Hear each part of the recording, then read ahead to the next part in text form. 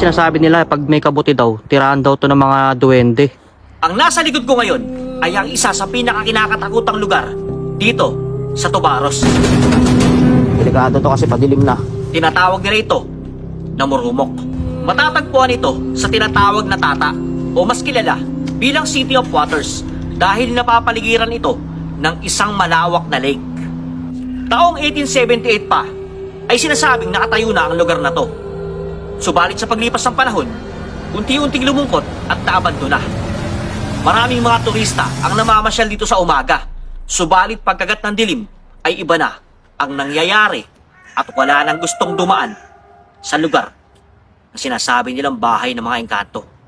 Parang di na ako makakalabas ng buhay dito. Nagsisimula pa lang ang araw na to, pero may malaki na akong problema. Yan, palis na ako ng bahay kaso may problema. Maampun kasi. Ano kaya to?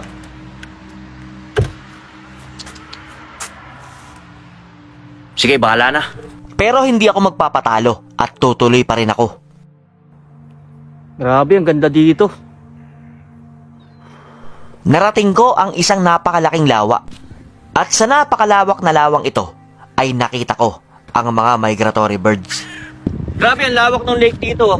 Kung mapapansin nyo, meron siyang mga migratory birds. Kadalasan dito sila naglalagi. Saka naglagay na rin yung government nila na yan, bawal silang ulihin, bawal silang katayin o ano pa man. Mahigpit na lang pinagbabawal dito yung paghuli ng mga ibon na yan. Kaya dapat, yung mga namamasyal dito, irespeto natin kung ano yung nakikita natin dito. Malayo din yung nilakad ko, kaya't kailangan ko na magmadali bago pa sumapit ang dilim. Kailangan bawat tapak sigurado. Parang di na ako makakalabas ng buhay dito. At wala akong pagpipilian kundi dumaan sa masukal at nakakatakot na kagubatang ito dahil ito lang ang tanging daan papunta sa Murumok. Upang sukal ng daan. Ano ko ba kami ahas? Sana walang ahas.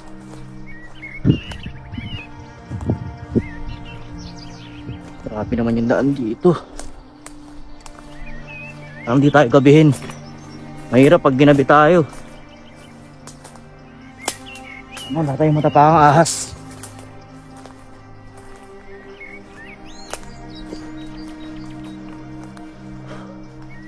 Habang binabaybay ko ang masukal na kagubatan ay di ko inaasahan na makikita ko to. Nag-iisa at tanging kabote sa lugar na sinasabing tirahan daw ng mga duwende. Maraming paniniwala tungkol sa mga kabote. Sinasabi nila na tirahan daw to ng mga duwende o kaya mga nuno sa punso. Kaya di natin to pwedeng pakialaman. Saka pagbibigay respeto na rin yung kung sino man yung nakatira dito. Ipinagpatuloy ko ang paglalakad dahil napakahalaga ng oras. At dito ay nakakita ako ng isang nakakakilabot na puno na animoy isinumpa ng isang masamang elemento. Nakakatakot to. Hindi mo na may tsura. Medyo masama ang panahon at umaambon, kaya't puro putik ang dinadaanan ko. Nasabayan kasi ng ulan eh. Puro putik na yung sapatos ko. Pati yung pants ko puro putik na. At habang palalim ako ng palalim sa loob ng kagubatan ay kung ano-ano na ang nakikita at nadadaanan ko.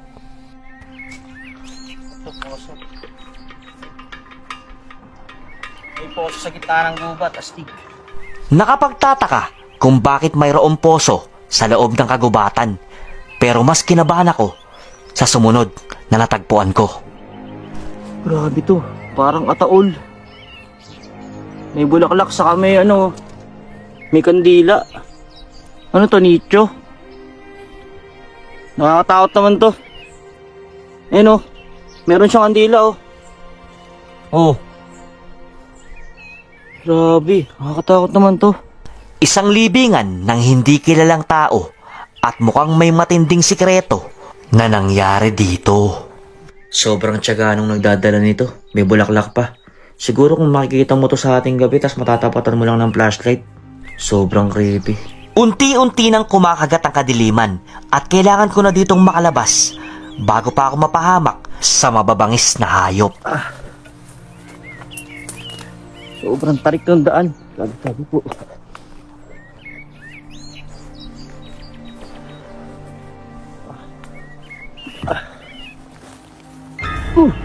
Akala ko ahas.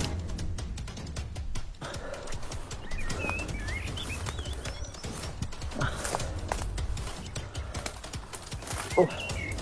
Puta yun. Itong nadaanan ko. Oh! At pasado 6:00 ng hapon, sa wakas Oh. ay nalagpasan ko ang napakadelikadong gubat. Kalabas din ako doon sa napakaputik na forest. Subalit sa puntong to, ay nakakaramdam na ako ng pagod. Nakapagod. Ay napapaikot-ikot, di ko makita ko sa inyong papunta sa Morumok. Ang layo na ng nilakad ko. Ayun oh, puro putik na yung sapatos ko. Ayun, pati yung pants ko puro putik na. Kanina pa ako paikot-ikot, kaso ang problema hindi ko makita kung saan yung way papunta sa Morumok. Kaya hanapin pa rin natin. Ano makita natin agad. Nagpaikot-ikot ako sa lugar hanggang sa makita ko to. Dahil sabi nila, ang Morumok daw ay malapit sa ganitong halaman. Sa atin parang lason to eh. Sabi nila pagkain daw ng ahas. Ganti-ganti sa Pinas, di ba? Sabi nila pagkain daw to ng ahas. Parang lason. Pero ang tanong, nasa na nga ba ang hinahanap ko?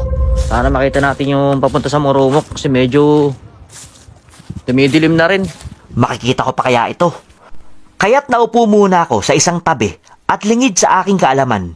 Ang hindi ko makita ay nasa paligid ko na pala. Ayun, sa wakas, nakita ko rin yung hinahanap natin.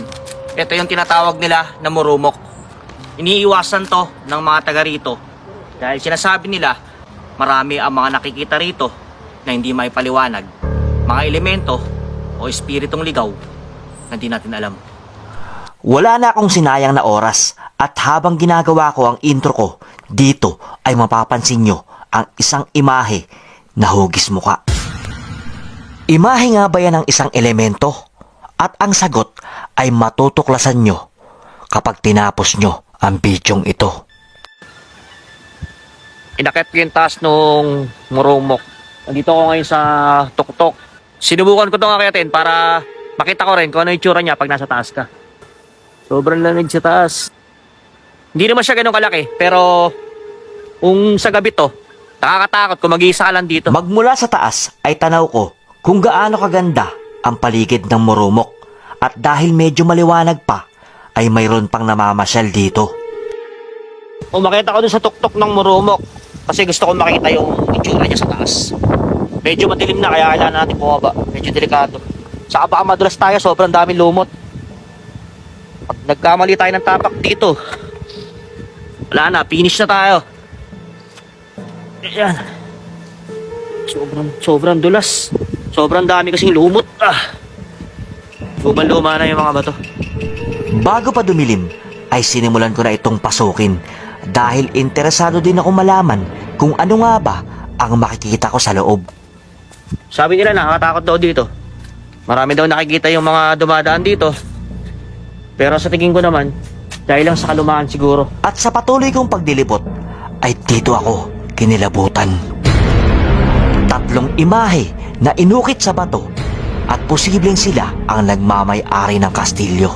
Ang ganda ng pagkakaukit. Iba talaga ng unang panahon. At sigurado ako na ito rin ang imahe na nahagip ng kamera habang gumagawa ako ng intro. Tutuklasin natin kung bakit sinasabi na maraming naririnig na boses dito na napakahirap daw ipaliwanag. Minsan, pag may naglalakas loob na pumasyal dito, parang lagi may bumubulong daw sa kanila. Iimbestigahan natin kung bakit. Kakaiba ang lamig sa loob at parang mayroong bumubulong. Subalit ayokong mag-overthink, lalo na at madilim na sa paligid.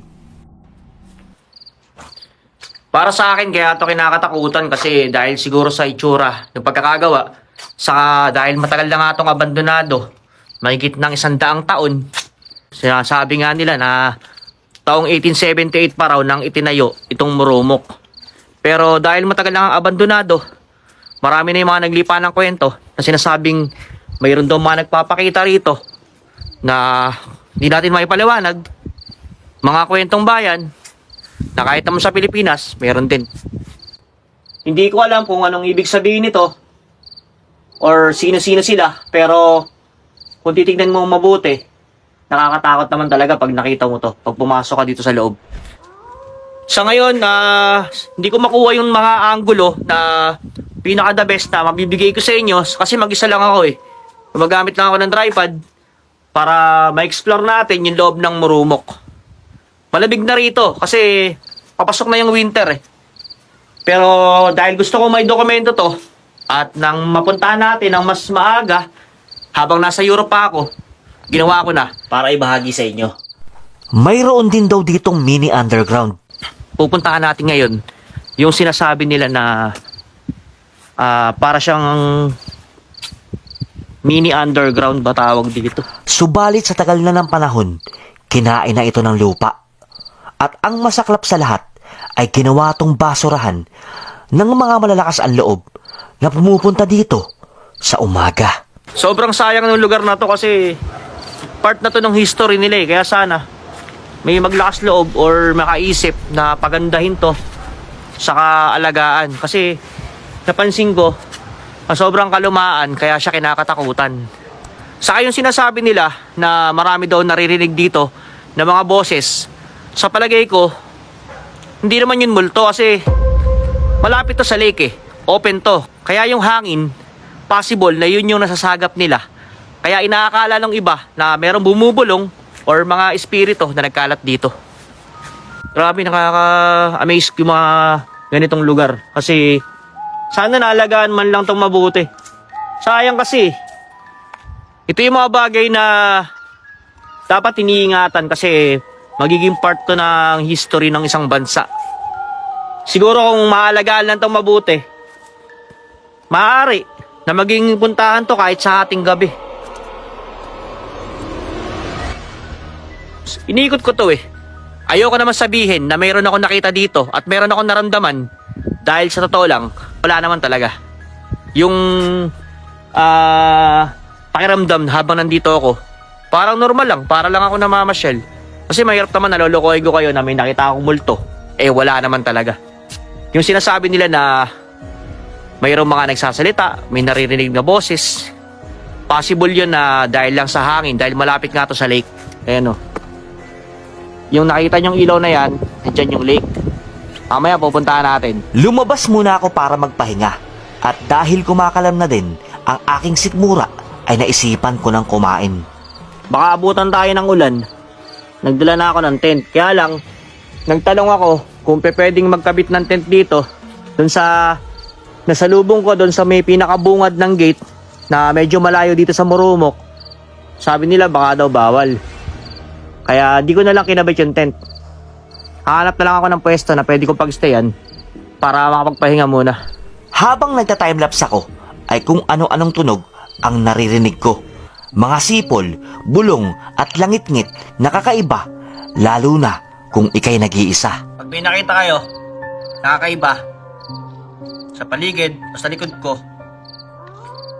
comment nyo para malaman natin kung talagang sa mga gantong lugar may mga nagpapakita nakakaiba. At para malaman natin kung sa Murumok ay mayroon talagang nagpapakitang mga multo, ay gumawa ako ng isang eksena, and this scene was uncut.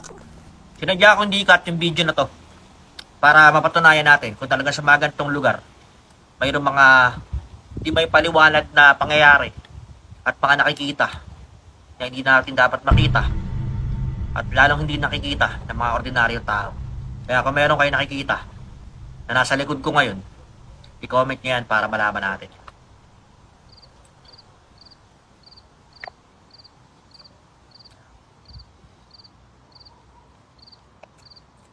Ang sarap ng manok. Nagutom talaga ako. Sobra. Ba oras na to, di ko na nararamdaman yung takot. Nakakaramdam ako ng lamig at gutom. Dahil malayo pa yung uuwian ko.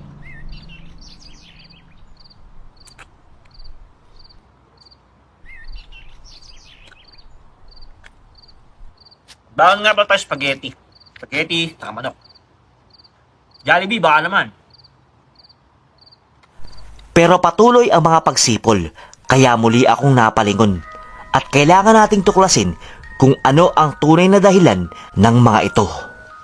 Marami pa tayong pupuntahan na lugar na mga abandonado or mga historical places. Pero sa mga lugar na napuntahan natin na meron nahagip yung camera, kayo na yung bahala mag-decide kung totoo man yung nahagip ng camera or hindi.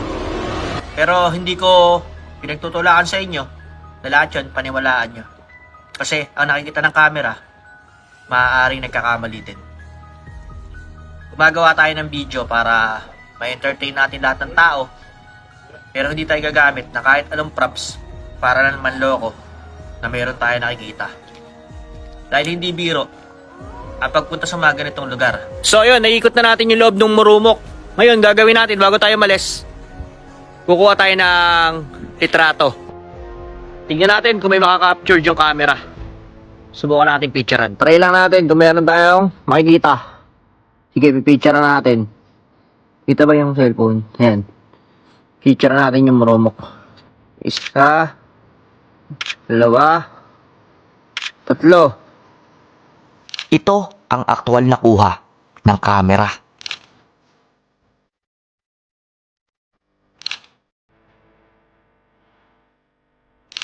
Mayroon bang kakaiba? Kutin pa natin. Hindi naman siya ganun kalaki. Pero kung titignan natin mabuti, nakakatakot din siya sa gabi.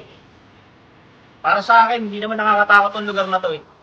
Kaya lang siya nakakatakot kasi nga, bukod sa sobrang tagal na ng lugar na to, sa gabi, wala naman talaga nagpupunta dito. Pero kung ikukumpara ko to dun sa mga napuntahan kong lugar, dito sa Europe, hindi siya nakakatakot. At wala rin akong nakitang kakaiba o mga paramdam na nangyari dito. Ngayon, kung meron kayo nakita, pwede nyo naman i-comment. Pero ako, hindi ko kayo lolokohin. Ang Morumok ay isang napakagandang lugar. Siguro, sinasabi lang nila na haunted to dahil matagal na kang wala nagpupunta. Napakagandang experience na nakapunta ako dito.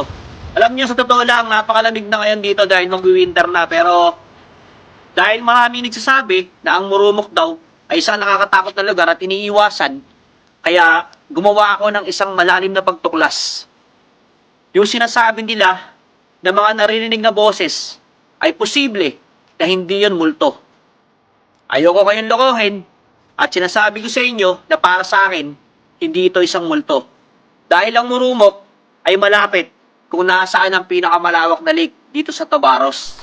Kung minsan, madalas tayong sinasakop ng pangamba sa mga bagay na dulot sa atin ng malikmata at agad na paniniwala sa mga nakukunan ng kamera.